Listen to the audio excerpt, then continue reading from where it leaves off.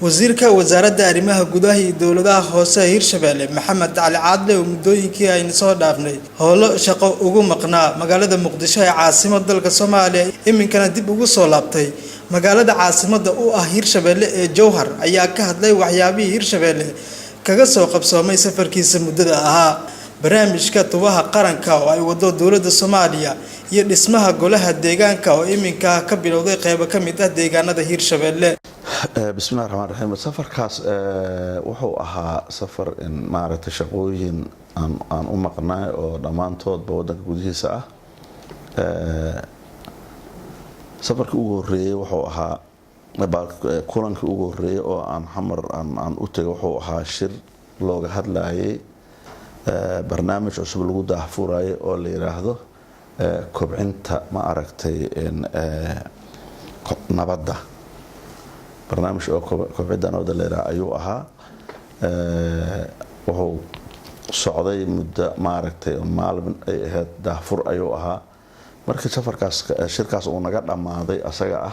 وانكسر لمعنين وحكوا حكسدي شروين أو معركة اللي رأهده هنانك ديوشيسين تقرن ومدة معركة لبس أنا ضد سو السعودي معرفة هنانك قابك لوشيسين لها قابك لوشين كرا وحد كور قبتين مدة بدن أيها وحال قبتين شرر أو دبوشيسين أين كم مغنيسي إن معرفتي وحلو وطلق علي إن إنسان كسوابحين ومر لا أركب أنتم وقت اللي كلي أو مدة بدن لقى شقايا حتى أنا معرفتي إن كل معنا سفشل وأك مركا شركة أيها سكان مدة سعودي أو waraysiyaashiisii iyo la tashiyaashii dadka iyo maaragtay muddo 2 sano ah wadanka gudihiisa laga waday oo maaragtay wuxuu soo gabangaboobay 19 bishii February 26 ilaa maaragtay bisha dhamaadkeedii waxa soconaya asagana oo ka dambeeyay shir la yiraahdo wadajir fareen ayuu ahaa shirkaas wuxuu ku saabsanaa qaabka dawladaha hoose maaragtay loo dhiso dib u heshiisiinada waxyaabaha maaragtay sidii wax loo heshiisiin karo qaxootiga sidii maaragtay barnaamijka la yiraahdo xalka waara sidii maaragtay qaxootiga dib u dejin iyo deegaan loogu heli lahaa barnaamijka noocaas ayuu ahaa asagana xaqiiqatan aad iyo aad ayuu ma aragtay ay waxay uga soo baxeen wax aad u fiican ayaa ka soo baxay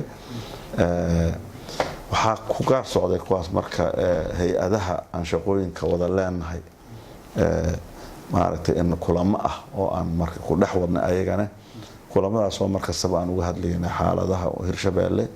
iyo baahiyada ka jiro marka adiga in dhowr hay'adood oo kala duwan oo sidii nimanka la SSF oo hadda maaragtay shaqooyinka inta ugu badan halkan ka wada oo dhisay baarlamaanka iyo maaragtay madaxtooyadii iyo gurihii martida iyo maaragtay qaar wasaaradaha kamida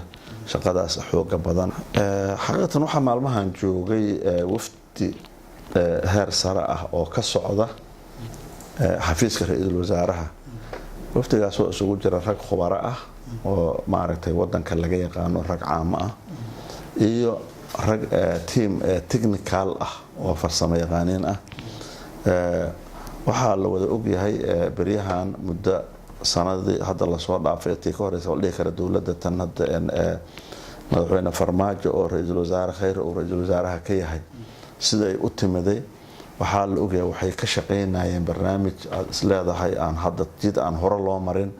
oo ah in ma aragtay dawladnimada la fadhiisiyo wasaaradda arrimaha gudaha iyo dawladaha hoose Hirshabelle ayaa wado qorshe ku aadan dhismaha golaha deegaanka oo iminka ay ka daafurtay degmada Warshiq ee gobolka Shabeellaha Dhexe. Cabdiraxmaan Xuseen Cumar Wadani TV-ga Kalsan magaalada Jowhar.